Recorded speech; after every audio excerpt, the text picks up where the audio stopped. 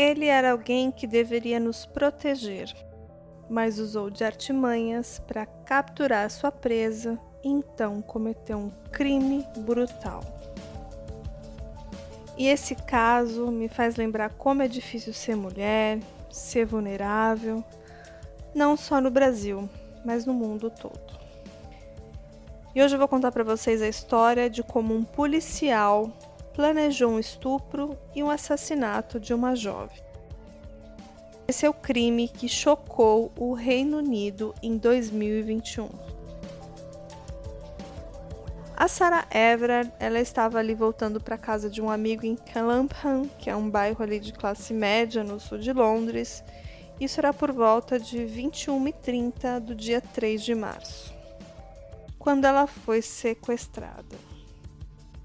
E a escolha da vítima teria sido aleatória, mas o ataque foi planejado.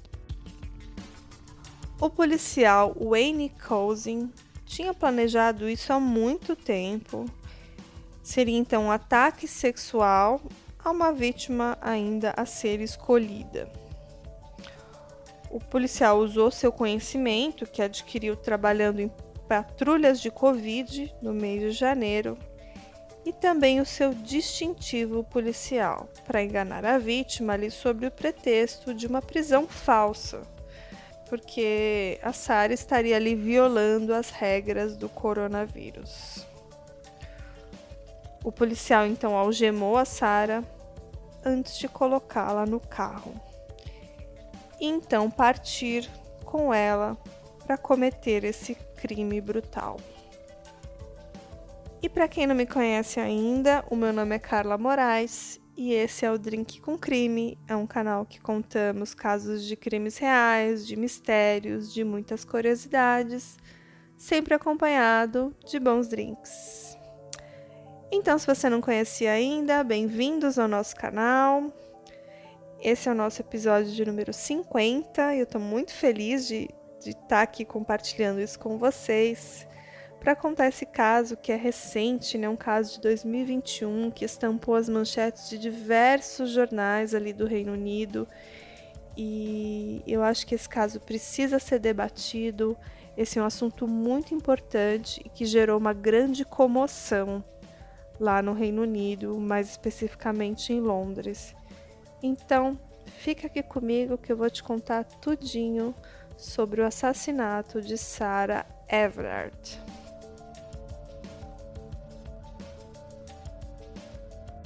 E para planejar esse crime, Wayne passou pelo menos um mês viajando de Deal, no condado de Kent, onde ele morava, para Londres, para pesquisar ali a melhor forma de cometer os seus crimes. Vários dias antes do ataque, ele ainda alugou um carro que usaria no sequestro. Ele comprou também um rolo de fita adesiva para carpete na loja do Amazon.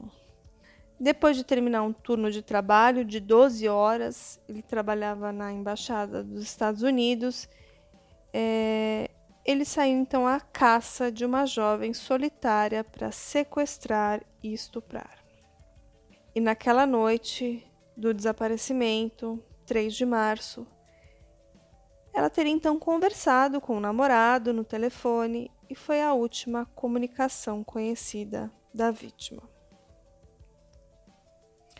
Depois que foi preso, o Wayne, numa audiência, revelou como ele a coagiu. Ele usou o seu distintivo policial para enganar a vítima sobre um pretexto de uma prisão falsa, né? Porque ela estaria ali violando as regras de isolamento de coronavírus. E ele é um policial de 48 anos que atuava nessa profissão desde 2002. O Wayne então algemou a Sarah antes de colocar ela num carro e ir embora. Mas ele foi flagrado por algumas câmeras de segurança. 2 de ônibus, um caminhão de lixo, um carro da polícia também registrou o Wayne falando com ela perto de um carro. Era um carro que estava estacionado numa calçada, com luzes acesas e portas abertas. Uma testemunha também viu a Sarah sendo algemada. E ela ainda disse assim: A Sarah parecia complacente, com a cabeça baixa, não parecia estar discutindo nem nada, simplesmente estava aceitando aquela situação. Então toda aquela cena montada, né, aquele sequestro, durou menos de 5 minutos, quando Wayne a colocou no carro e a levou dali. Depois que o desaparecimento da Sarah foi informado, os investigadores começaram a fazer uma busca muito intensa, fizeram visitas a mais de 700 casas, revisaram várias câmeras de segurança, refizeram ali o trajeto da Sarah naquela noite e receberam pelo menos 120 ligações de cidadãos tentando fornecer pistas. Cartazes com fotos da Sarah também foram pendurados nas ruas, compartilhados em redes sociais, e os investigadores fizeram até uma busca num lago que fica num parque perto ali de onde ela foi vista pela última vez. E à medida que a investigação policial prosseguia, as mulheres começaram a ter medo, né? E foram alertadas para ter mais cuidados ao andarem sozinhas. E aconteceu ali uma situação assim de pânico ali nos arredores, né? Até que, numa quarta-feira, no dia 10 de março, uma semana depois do desaparecimento, as autoridades anunciaram a descoberta de restos mortais numa área arborizada de Kent, que logo em seguida confirmaram ser de Sarah. Então esse é um caso muito chocante, que chocou os britânicos e desencadeou ali um debate sobre a violência contra as mulheres, e ainda mais vindo de um policial que usou da sua autoridade, do seu poder para cometer esse crime. O Wayne então foi condenado à prisão perpétua pelo assassinato da Sarah Everard, com então 33 anos. Ele já tinha admitido o sequestro, o estupro e o assassinato dela quando compareceu ao tribunal. E lá ele deu mais detalhes do seu crime, que foram então revelados ao público. O Wayne teria dirigido para Dover, em Kent, onde ele então transferiu a Sarah do carro alugado para o próprio carro dele. Então viajaram para uma área rural muito remota. Foi lá que ele a estuprou e assassinou a vítima, estrangulando ela com um cinto de polícia. Às 2h31 daquela manhã, ele havia deixado o local e algumas imagens de segurança flagraram o Wayne num posto de gasolina comprando bebidas. E ele também visitou o local onde ele depositou o corpo da Sarah por 2 vezes, saindo um pouco antes do amanhecer. E no dia seguinte, à medida que a busca por ela aumentava, ele então comprou gasolina que usou para queimar o corpo dela dentro de uma geladeira. Ele também comprou 2 sacos de entulho, sacos bem resistentes e grandes, na cor verde, que ele usou para despejar os restos dela em um lago que fica perto de um terreno que ele possuía numa área de floresta. E uma semana depois do desaparecimento, o corpo da Sarah Everard foi encontrado num riacho a poucos metros da propriedade de Wayne Couzens. E antes disso, né, a vida do Wayne voltou ao normal, ele estava ali realizando as suas atividades cotidianas, como ligar para um veterinário, fazer compras, resolver as coisas do seu dia a dia. E alguns dias depois ele até levou a esposa e os 2 filhos para uma viagem em família. Eles foram inclusive àquela floresta onde ele havia queimado o corpo da sua vítima. Porém, no dia 8 de março, que ele deveria voltar ao trabalho, que ele ficou alguns dias aí de folga, ele ligou e informou que estava doente. Mas eu acho que a essa altura aí ele já desconfiava que a polícia estava atrás dele, né? E no dia seguinte, ele foi preso em sua casa em Deal. E numa conversa breve ali com a polícia, ele contou uma história falsa. Ele disse que ele tinha sido ameaçado por uma gangue de criminosos do leste europeu. O Wayne contou uma história que ele foi obrigado a entregar uma garota para essa gangue depois que ele não tinha pagado uma prostituta algumas semanas antes. Então, segundo ele sequestrou a Sarah, então dirigiu para fora de Londres e entregou ela viva e ilesa para 3 homens numa van num acostamento de uma rodovia. Mas assim, depois de tantas evidências e do corpo da jovem ter sido descoberto num lago, né, apenas 130 metros do terreno dele, ele acabou sendo acusado pelo sequestro e pelo assassinato dela. E no dia seguinte ao sequestro, no dia 4 de março, o Wayne ainda teria pego o celular dela e jogado num rio em Sandwich, em Kent. Mas um fragmento de um cartão, aquele cartão SIM do telefone, foi mais tarde encontrado no assento do carro dele. E também acharam uma mancha de sangue no banco traseiro do passageiro, que correspondia ao DNA da Sarah. E além de tudo isso, eles também encontraram sêmen que combinava com o DNA do Wayne no banco de trás do carro.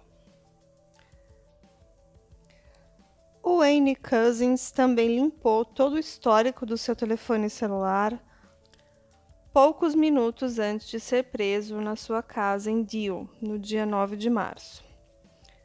Wayne também foi demitido do Met, que é a Polícia Metropolitana, também conhecida como Scotland Yard, mas mesmo assim a corporação vem sendo muito questionada porque não fez nada para evitar esse comportamento predatório desse policial. E depois do assassinato da Sarah, o órgão que fiscaliza a polícia anunciou que estava apurando supostas falhas do Met, né, da Polícia Metropolitana, para investigar 2 incidentes de denúncia que foram ligadas ao Wayne no mês de fevereiro de 2021. E também com esse sequestro e morte da Sarah por um policial, cresceu também a pressão de renúncia de Cressida Dick, que é a chefe da Polícia Metropolitana. Ela é a primeira mulher e também a primeira pessoa abertamente homossexual que ocupou esse posto. E essa não é a primeira crise que ela enfrenta, porque em 2005, depois dos atentados terroristas em Londres, ela foi responsável por comandar a operação que resultou na morte daquele brasileiro, o Jean Charles de Menezes, confundindo ele com um dos extremistas que havia participado dos ataques. Um julgamento subsequente considerou a Polícia Metropolitana culpada de colocar o público em risco, mas isentou a Cressilda, a chefe deles. Em julho, aparecendo por um link de vídeo da prisão de alta segurança por conta dos isolamentos do Covid, em uma audiência virtual, ele se declarou culpado pelo assassinato. E na quarta-feira, 27 de setembro, ele compareceu ao tribunal novamente, dessa vez pessoalmente, para uma audiência de condenação. E essa audiência durou 2 dias. E foi lá que o Wayne Couzens se encontrou pela primeira vez com a mãe, com o pai e com a irmã da Sarah, que descreveram ali no tribunal o tormento de perder o seu ente querido em situações assim tão horrendas, né? O pai da Sarah, o Jeremy, exigiu que o Wayne olhasse para ele enquanto dizia ao assassino que nunca poderia perdoá-lo por levar sua filha embora. E a mãe, a Susan, disse que estava atormentada ao pensar que a sua filha preciosa, sua preciosa garotinha, havia suportado nas mãos daquele monstro, né? Ela diz assim: "Não paro de pensar na sequência de eventos. Eu me pergunto quando foi que ela percebeu que estava em perigo mortal. E queimar o seu corpo foi o insulto final. nunca mais vamos poder ver o doce rosto da nossa filha e dizer adeus. As nossas vidas nunca mais serão as mesmas e devíamos ser uma família de 5 pessoas, mas agora somos apenas 4. E a morte dela deixa um abismo enorme em nossas vidas que não poderá ser preenchido. E o que aconteceu com a Sarah gerou uma onda de raiva e de dor em todo o Reino Unido, onde muitas mulheres recorreram ali às redes sociais para compartilhar suas experiências e exigir que fossem tomadas medidas para combater violências contra as mulheres. Muitas contaram abusos, agressões, assédios que já sofreram nas ruas da cidade e contaram o que elas fazem para se sentir mais seguras, né? Ou o que elas não fazem, né? Os lugares que elas não se sentem seguras para frequentar. E a chefe da polícia metropolitana, aquela Cressida Dick, reconheceu que as mulheres em Londres estavam preocupadas e com medo, mas afirmou que uma mulher ser sequestrada assim, no meio da rua, em público, seria um evento incrivelmente raro. Bom, e a Sarah Everard, ela era uma jovem linda, ela nasceu em Surrey em 1987 e ela cresceu em York, onde ela frequentou a Fulford School. Ela estudou Geografia Humana na St. Cuthbert Society, na Durham University, de 2005 a 2008. E na época da sua morte, a Sarah vivia na área de Brixton Hill e trabalhava como executiva de marketing para uma agência de mídia digital. Ainda teve mais polêmicas aí em declarações públicas de autoridades. Teve um que é o Philip Allott, que ele supervisiona a polícia de North Yorkshire e também os serviços de bombeiro daquela região. E ele foi muito criticado depois de umas declarações públicas que ele fez, dizendo que as mulheres precisam ser sábias.